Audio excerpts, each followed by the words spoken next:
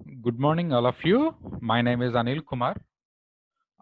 I'm working as an assistant professor in the Department of Chemistry, Ramchandra College of Engineering, Eluru.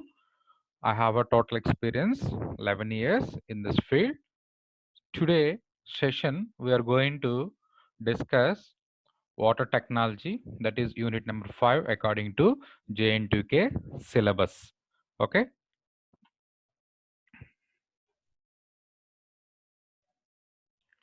Okay. These are the contents of unit number 5, that is in water technology. So the contents maybe include introduction to the chapter and hardness of water, and also determination of hardness of water by complex metric method, and boiler troubles, that is priming and foaming. So first one. The second one is scales formation. Third one is boiler corrosion, and the fourth one is caustic embrittlement. These are the boiler troubles, and followed by internal treatment of water and softening of hard water by two process like geolite process and some related problems with geolite process, and also second one ion exchange process. And the most important one is treatment of industrial wastewater. This is the most important. And also the potable water and its specification and steps involved in purification of water, that is chlorination, and also explain about breakpoint of the chlorination and one of the most important purification method, that is reverse osmosis, that is also called as RO, and electrodialysis. This is the content in our syllabus unit number 5. And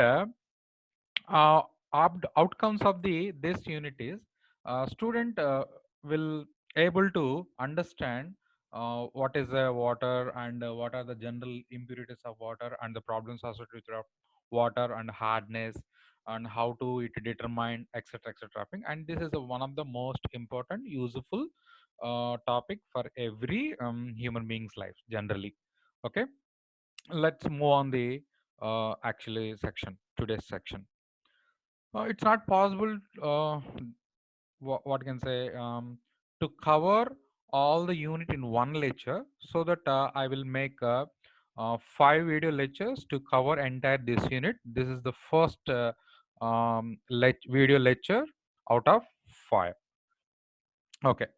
In this first, I mean, in this uh, video lecture, I'm going to cover the contents, that is introduction, hardness of water and its types, determination of hardness of water by complexometric method, and the outcomes of this ob- objectives are student will understand what is the water and the availability of the water, also what are the what is the hardness of the water and its type and how it is determined. Okay, right. Let's go to introduction.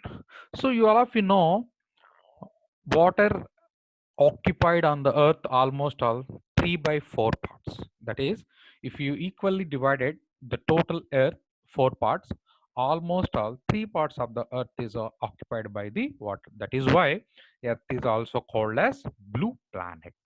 So you just imagine the 3 parts of the water on the earth as a 100% and 100%, and the most of the water, that is in this 100%, the 97% is the water located as in the form of seas and ocean, that is entirely the salt water, which is unfit for both agriculture and drinking purpose. So out of 97% is located as seas and oceans, and the next 2% is what located as a ice, where south and north poles, that is Arctica and Antarctica. That means the only 1% is, that is usable fresh water available on the earth we use.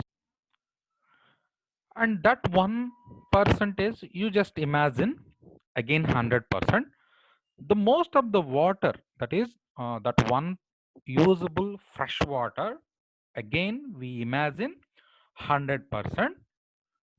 In that, the 70% of the water we used agriculture purpose, and 22% of water we used in industrial purpose, and only 8% of the water we used in towns and municipalities. That means domestic purpose. That means cleaning and cooking, washing, etc.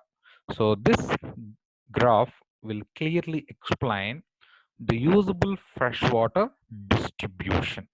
Okay, you just remember this graph. Okay, let us entering into the actual concept, hardness of the water.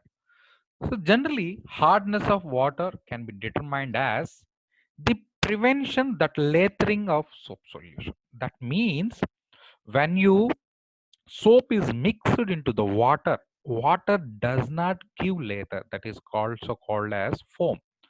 But soft water gives lather with soap solution. And what is the difference between these two? Why hard water does not give lather with soap solution, and soft water gives lather with soap solution? And what is the difference between these two? That is also called as why and how. So if the water contains calcium and magnesium ions, and also other heavy metals, calcium and magnesium ions, so in order to that, okay, so that the hard water does not give lather easily with soap solution, but it produced white scum, that is also called as precipitate, with a soap solution. This is the formation of insoluble soaps of calcium and magnesium. When calcium and magnesium ions react with the soap solution. So the entire this slide will explain to us the hardness of water is caused by calcium and magnesium ions. If the calcium and magnesium ions present in the water, so that it is mixed with the soap solution, it does not produce lather. So it forms precipitate. It forms precipitate due to the presence of calcium and magnesium ions react with the soap solution. Okay, and let us understanding in a reaction format. You all of you know generally the soaps are sodium and potassium salts of high fatty acids such as oleic acid, palmic acid, and stearic acid. I will represent here sodium stearate. This is actually formula of soap, sodium stearate. Or this is the calcium ions present in the water. Then what actually happened? This is a soap solution and the calcium ions present in the water. What actually happened if if both are react? So here the calcium ions replaced by the sodium ions, so that the sodium calcium citrate may be formed. It is in the form of vice precipitate.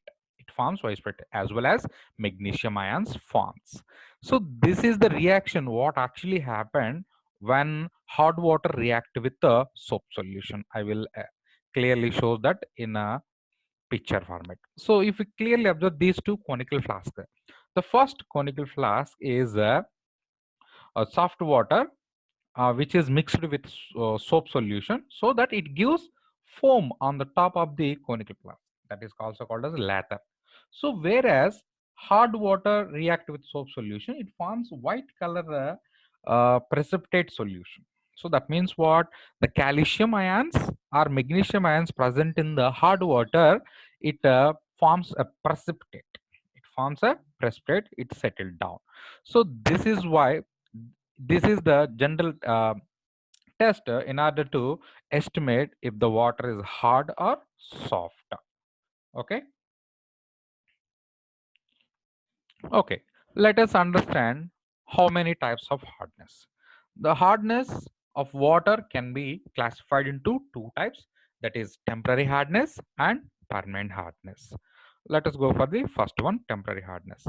So temporary hardness is caused by the presence of bicarbonates of calcium and magnesium. That means what? Calcium and magnesium ions are common, but the calcium ion may be associated with bicarbonate or magnesium ion associated with bicarbonate. Those only gives temporary hardness. That means calcium bicarbonate. This is the formula of calcium bicarbonate and magnesium bicarbonate. So when these are present in the water, which causes temporary hardness. Generally, temporary hardness can easily remove by the boiling process. So let us observe this reaction. This is the calcium bicarbonate, and when we heat, it is converting into calcium carbonate, water, and carbon dioxide. So actually, calcium bicarbonate is a soluble in water, whereas calcium carbonate insoluble in water. So this simple phenomena generally we observed in daily in water heater. So in water heater, there is a white scale formation on the water heater that is called as calcium carbonate. Calcium carbonate is insoluble, whereas calcium bicarbonate is soluble. So if you can boil the water, if the calcium bicarbonate or magnesium bicarbonate present in the water may be convert like this, so that we can easily remove by the temporary hardness. And the second one is permanent hardness.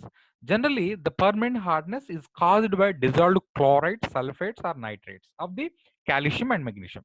Calcium and magnesium ions are common, but it is associated with calcium chloride or calcium sulfates, or magnesium chloride or magnesium sulfates.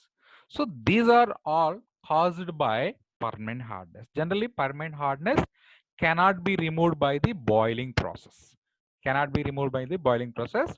It remove some special chemical treatments or some special process like zeolite process or ion exchange process or lime soda process. This is also called as LS process. By using this process, we can remove this permanent hardness. Okay, these are the types of the hardness. Okay. Okay. So up to now, we understand what is the hardness and the types of hardness. Then how can the hardness is expressed? Okay. In order to express the hardness, we go for calcium carbonate equivalent weights, so that the units of hardness are expressed in the parts per million, that is also called as ppm, or milligrams per liter, that is mg per liter, as a calcium carbonate equivalent weight. So then let us understand what is the ppm. Ppm means, that is part per million, is the number of parts of calcium carbonate equivalent hardness present in 1 million, that is 10 to the power of 6 parts of water. So if the calcium carbonate equivalent is present in 1 million parts, so that is called 1 ppm. For example, you take 1 million parts. For example, you take 10 ppm. 10 ppm means 10 parts of calcium carbonate equivalent present in 1 million parts, that is called as 10 ppm. So likewise here, 1 ppm is equal to 1 part of calcium carbonate equivalent hardness in present of 10 to the power of 6 parts of the water. So, and the second unit is milligrams per liter.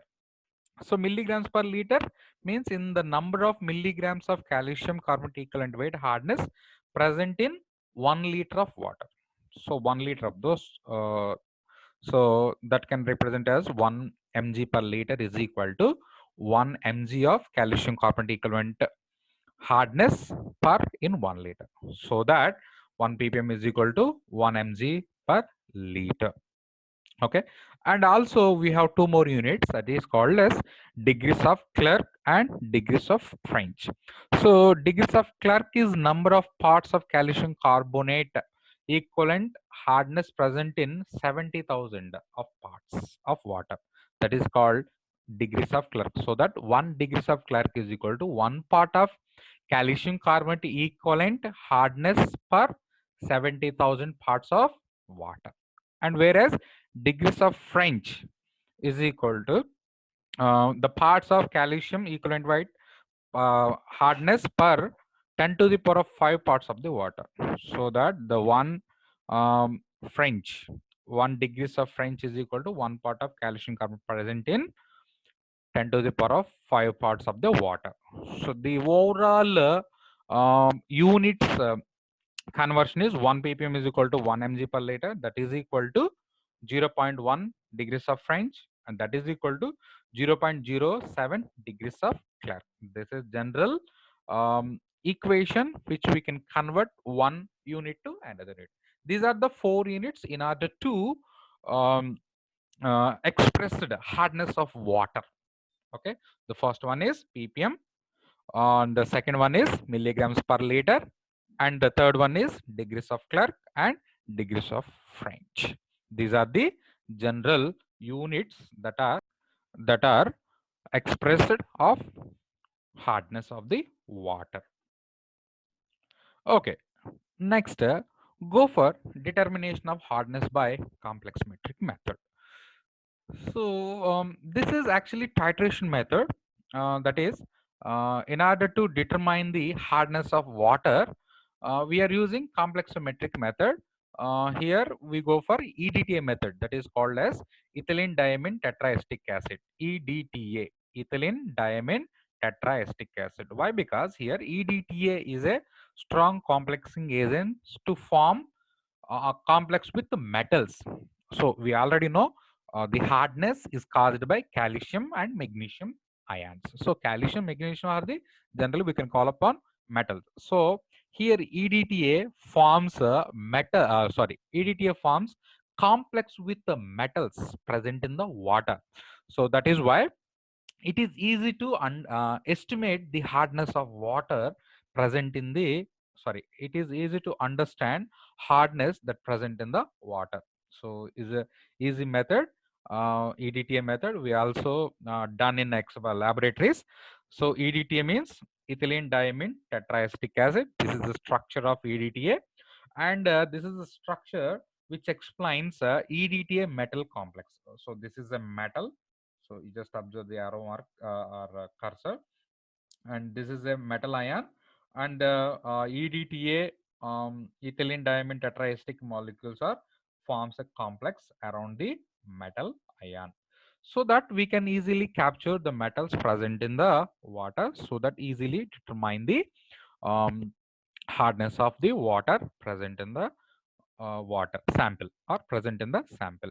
So all of you know, hardness is two types, that is temporary hardness and permanent hardness. So the total hardness means temporary hardness plus permanent hardness is equal to total hardness. So that in order to determine the hardness of water, um, by using complexometric method, we go for titration method, right? Then what actually happened in the titration?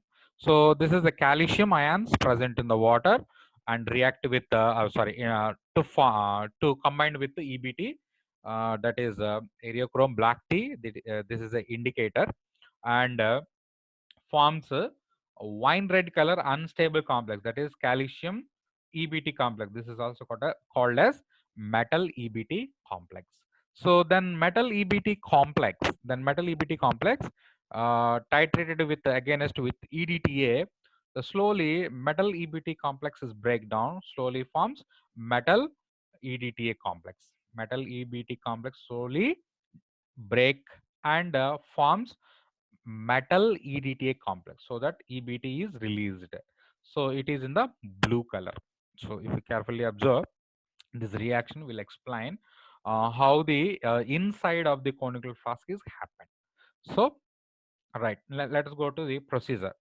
So in the burette, you take a standard EDTA solution, and in the conical flask, you take a required quantity of hard water and add areochrome black tea indicator, few drops, and add pH 10 buffer, that is 5 ml, and titrated against with the EDTA solution.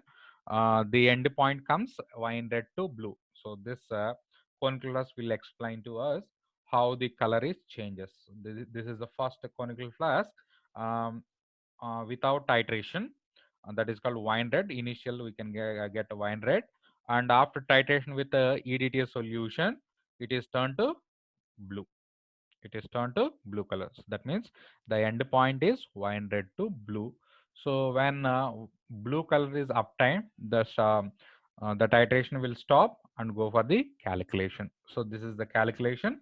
Temporary hardness of water, that is equal to total hardness minus permanent hardness. So that 1000 V2 by V1 minus V2, V3 by V1 and ppm. So this is general calculation.